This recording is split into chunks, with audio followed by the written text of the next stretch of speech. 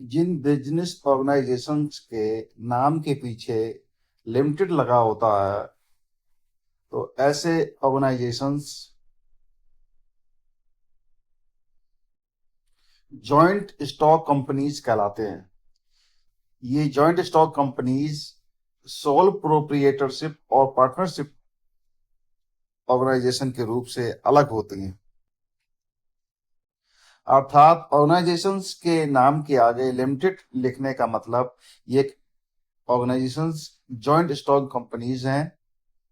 ये सोल प्रोप्रिएटरशिप या partnership organisations नहीं है।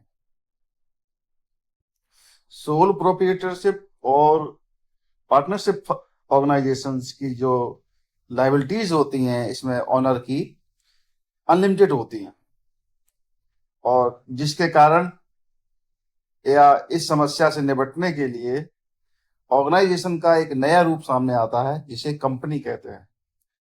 कहने का तात्पर्य यह है कि मालिकों की साझेदारी फर्म हो या एकल मालिकाना वाली बिजनेस ऑर्गेनाइजेशंस हो, ये दोनों प्रकार की ऑर्गेनाइजेशंस में मालिकों की जो देनदारियां होती हैं, लाइबिलिटीज होती हैं, वो अनलिमिटेड होती हैं, असीमित होती हैं, बहुत सारी होती हैं। और इस समस्या के निराकरण से उपचार के लिए, बचने के लिए कंपनीज अस्तित्व में आती हैं। ऑर्गेनाइजेशंस का एक रूप है कंपनी, वह अस्तित्व में आती है।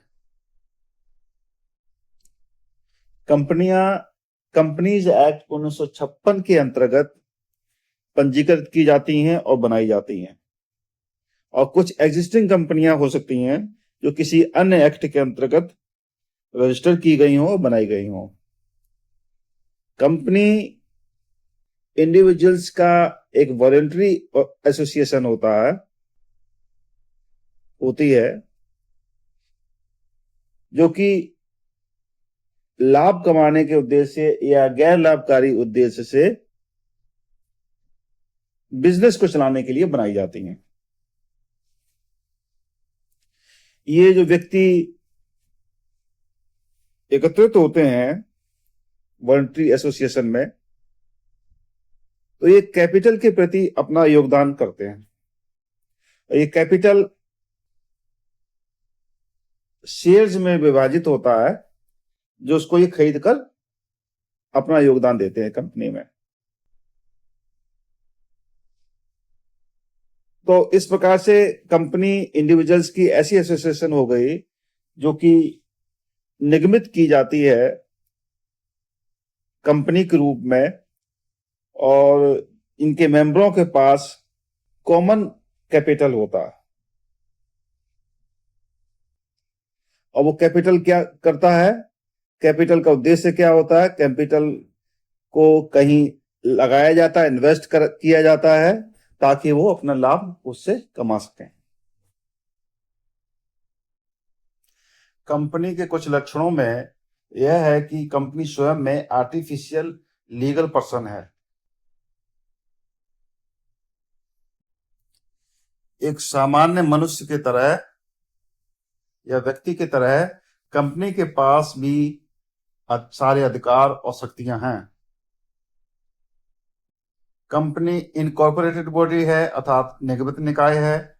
इसका मतलब यह है कंपनी को कंपनी एक्ट के अंतर्गत अवश्य रजिस्टर्ड होना चाहिए, और इसकी जो पर्सनैलिटी है वो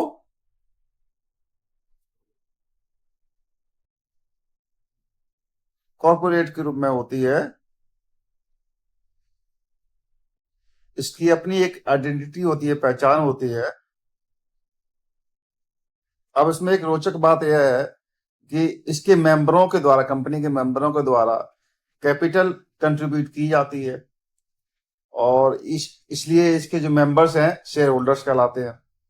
लेकिन इसकी जो संपत्ति है कंपनी की, जो खरीदी जाती है कैपिटल के द्वारा, जो कैपिटल कंट्रीब्यूट की जाती है इसके शेयर होल्डर्स के द्वारा, प्रॉपर्टी शेयर होल्डर्स की नहीं होती, बिलोंग नहीं करते। ये कंपनी की ही मानी जाती है, क्योंकि वो आर्टिफिशियल, उसकी एक आइडेंटिटी है, इनकॉर्पोरेटेड बॉडी है, इसलिए कंपनी की संपत्ति है, ना कि शेयर होल्डर्स। ये समझिए आप। शेयर होल्डर्स कैपिटल कंट्रीब्यूट करेंगे कंपनी के लिए, लेकिन प्रॉपर्टी कंपनी की होगी, ना कि शेयर होल्डर्स। ओके।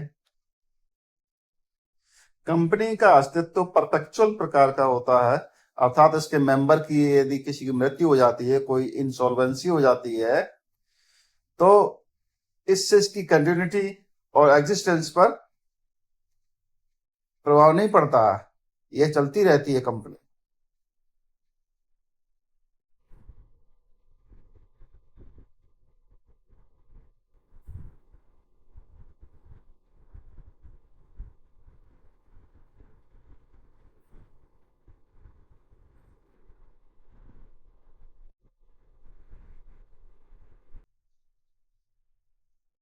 यहाँ कंपनियों के प्रकार 3 आधारों पर बताए गए हैं: निर्माण के आधार पर, लायबिलिटी के आधार पर और ओनरशिप के आधार पर।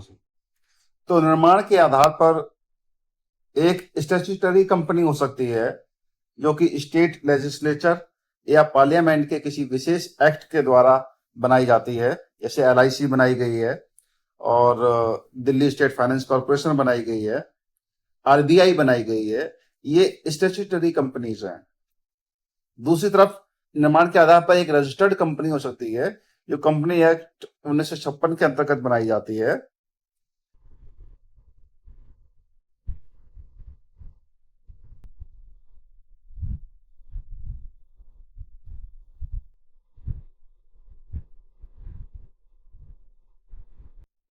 तो कंपनी शेयर द्वारा लिमिटेड भी हो सकती हैं, गारंटी द्वारा लिमिटेड भी हो सकती हैं और अनलिमिटेड भी हो सकती हैं, जिसमें शेयर होल्डर्स की प्रॉपर्टी से सम भी इंक्लूड रहती है, कि लायबिलिटी होती है उसमें। और सेक्शन 25 के अंदर भी कंपनी बन सकती है।